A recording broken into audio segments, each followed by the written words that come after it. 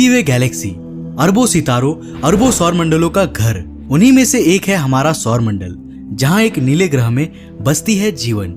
लेकिन प्राचीन काल से ही हमारे मन में ये सवाल रहा है कि आखिरकार ये धरती, ये सूरज, ये चंद्रमाएं, ये सब बने कैसे थे। और हम निकल पड़े एक सफर पे अपने प्रश्न के हल की तलाश में। पिछले कुछ दशकों से हमारे सौरमंडल के प्रति हमारा समझ काफी विकसित हुआ है। हमने कई सिद्धांतों के जरिए इस बात का अनुमान लगाया है कि हमारे सौरमंडल का जन्म कैसे हुआ होगा। परंतु क्या हम अपने इन सिद्धांतों, इन अनुमानों को कभी सिद्ध कर सकते हैं? क्या हम इसे प्रमाणित कर सकते हैं?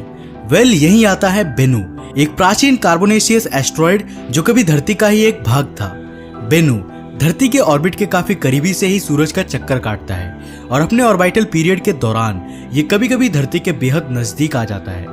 यानी ये एस्ट्रॉयड हमारे काफी नजदीकी क्षेत्र में आता है, जहां हम आसानी से जाकर इसकी पढ़ाई कर सकते हैं। और इसी मकसद से 18 सितंबर 2016 को लॉन्च किया गया ओसिरिस रेक्स, यानी origins spectral interpretation resource identification security regolith explorer spacecraft को, जिसका मुख्य मिशन है एस्ट्रॉयड बेनू पर लैंड करना, उसके सैंपल्स को कलेक्ट कर वापस धरती तक आना।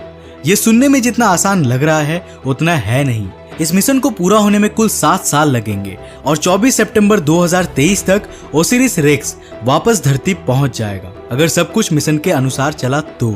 इस मिशन की लागत कुल $800 मिलियन है, यानी भारतीय रुपयों के अनुसार 5 खरब 55 अरब 52 करोड़ रुपए। परंतु आखिर ये मिशन करने का हमें क्या फायदा?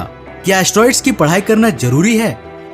ओसिरिस रेक्स से पहले भी 3 एस्ट्रॉइड मिशन किए जा चुके हैं, नासा का नियर शूमेकर और जैक्सा के हायाबुसा तथा हायाबुसा 2।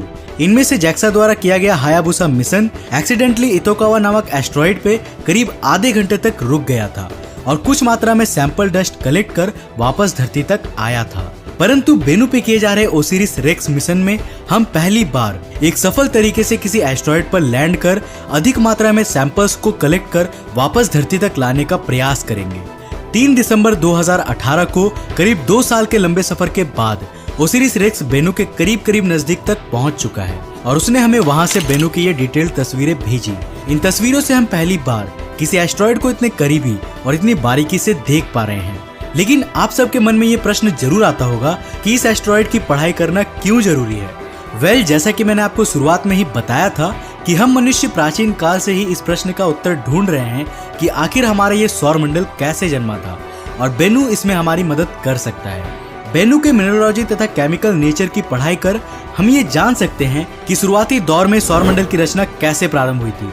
बेनू अन्य एस्ट्रॉइड्स की तुलना में काफी खास है। इसका आकार एक घूमते हुए लट्टू के समान है, जो करीब 4.3 घंटों में अपने एक्सिस पर एक रोटेशन कंप्लीट करता है।